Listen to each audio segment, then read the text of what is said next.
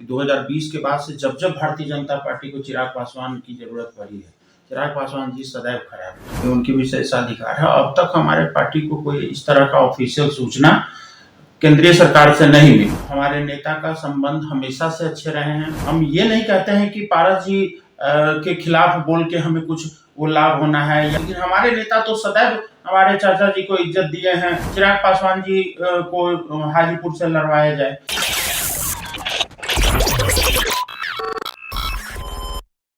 नमस्कार, मेरा नाम अनूप नारायण सिंह और आप बिहार टॉक को देख रहे हैं। हमारे साथ हैं लोजपा के प्रदेश महासचिव और मुजफ्फरपुर जिले के प्रभारी रंजन सिंह। लोजपा रामविलास के ये नेता हैं और अभी चिराग पासवान पूरे बिहार में हॉट केक बने हुए हैं। लगता है केंद्रीय मंत्रिमंडल में एंट्री हो जाएगी। कभी नित्यानंद राय पहुंच जाते हैं चिराग पासवान को आमंत्रित करने के लिए, और इसी बीच आज बिहार में भाजपा कार्यकर्ताओं पर लाठीचार्ज भी हो गया है। और सबसे पहले चिराग पासवान ने एक वीडियो जारी करके इसकी भर्त्सना भी की है। कई सारे अहम सवाल है, लेकिन सबसे अहम सवाल है चिराग पासवान कब केंद्र में मंत्री बने। देखिए, मंत्री बनना तो ये प्रधानमंत्री जी का विशेषाधिकार है। प्रधानमंत्री जी जिस भी सांसद को अगर चाहे तो केंद्रीय मंत्रिमंडल में रख सकते हैं, ये उनकी विशेषाधिकार है। अब तक हमारे पार्टी को कोई इस तरह का ऑफिशियल सूचना केंद्रीय सरकार से नहीं मिली है।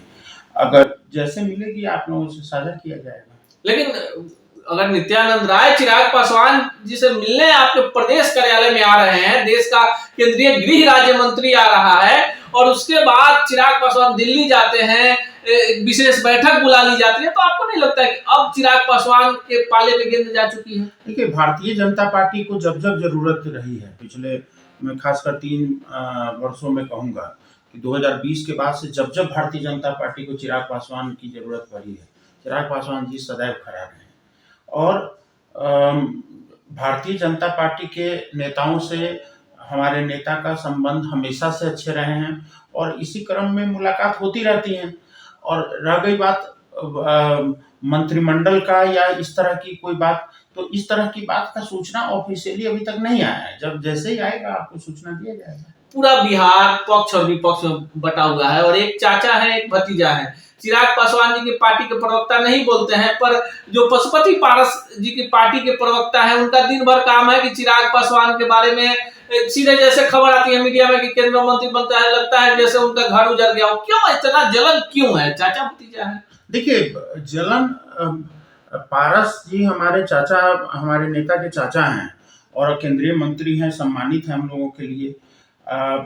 ये देखना पड़ेगा कि आज बिहार के अंदर जो आवाम है उसमें किनका विश्वास है। तो हम ये नहीं कहते हैं कि पारस जी के खिलाफ बोल के हमें कुछ वो लाभ होना है, या ये उनका व्यक्तिगत उनके प्रवक्ताओं का अपना राय हो सकता है, या उनके पार्टी की तरफ से ऐसा उनको गाइडलाइंस दिया गया होगा।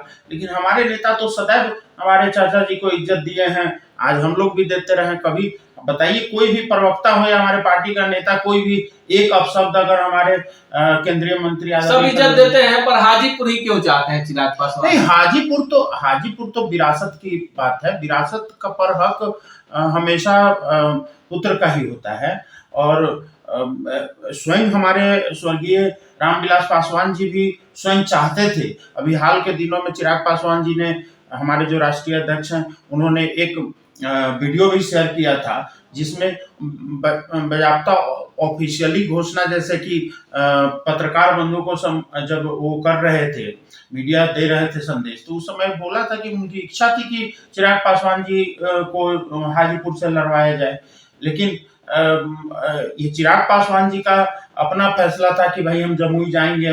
लेकिन आज चूंकि हमारे संस्थापक अब नहीं रहे, तो ये किसी भी पुत्र का दायित्व होता है कि वो अपने पिता के अधूरे सपनों को, अधूरे कार्यों को पूरा करे। जिस तरीके से हाजीपुर को भारत के नक्शा में जिस तरीके से स्थापित करने का काम स्वर्गीय रामविलास पासवान जी ने किया, तो आज उस हाजीपुर को अगर विकास में कहीं ना कहीं अगर कहीं अवरोधक हो रहा है, या वहां के जनता को लगता है कि हमारे सुख दुख में चिराग पासवान जी, तो हाजीपुर की जनता की पुकार है, एक एक कार्यकर्ता की पुकार है, वहां लोगों का में हाहाकार है चिराग जी को लाने के लिए। तो इसलिए चिराग जी वहां बात कर रहे हैं हम लोग आने की। एक और अहम सवाल, आज जिस तरह से पटना में लाठीचार्ज हुआ, भाजपा कार्यकर्ताओं की पिटाई हुई, लोकतंत्र में कितना इस तरह की चीजों का समर्थन बहुत ही दुर्भाग्यपूर्ण है, बहुत ही दुर्भाग्यपूर्ण। आप देखिए भारतीय जनता पार्टी का तो अपना एक कैडर बेस्ड पार्टी अभी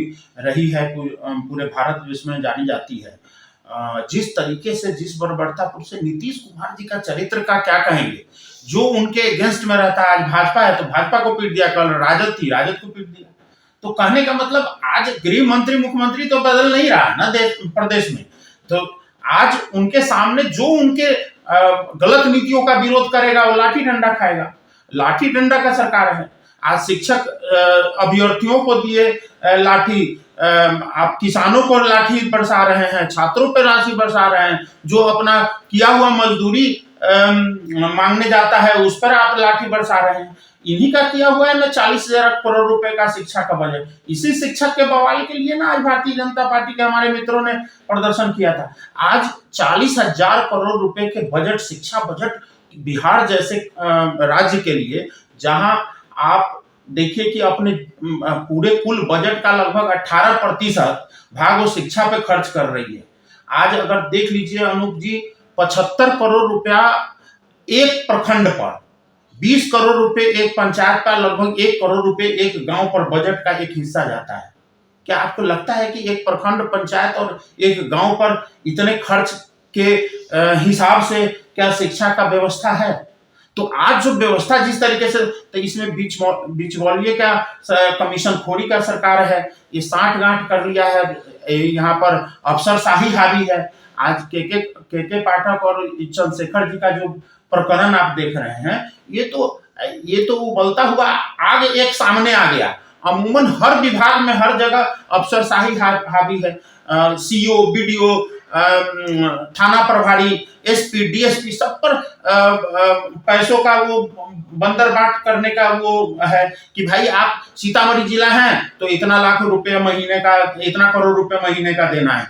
आप पश्चिम चंपारण है तो इतना करोड़, आप इंटरनेशनल बॉर्डर पे थाना प्रभारी हैं तो ये आपका चार्ज है, अगर आप रूरल एरिया में, ग्रामीण क्षेत्र में है तो इतना। तो हर जगह इनका एक इंटरनल खेल चल रहा है। खेल आप भी समझ रहे हैं, हम भी समझ रहे हैं, जनता तो खूब समझ रही है। यह है रंजन सिंह और इनका मानना है कि बिहार की महागठबंधन सरकार तमाम मोर्चों पर विफल हो चुकी है। चिराग पासवान को लेकर किंतु परंतु सोचने की आवश्यकता नहीं है। जब समय आएगा पार्टी के नेता और कार्यकर्ता सब मिल बैठकर ये फैसला लेंगे कि किधर जाना है।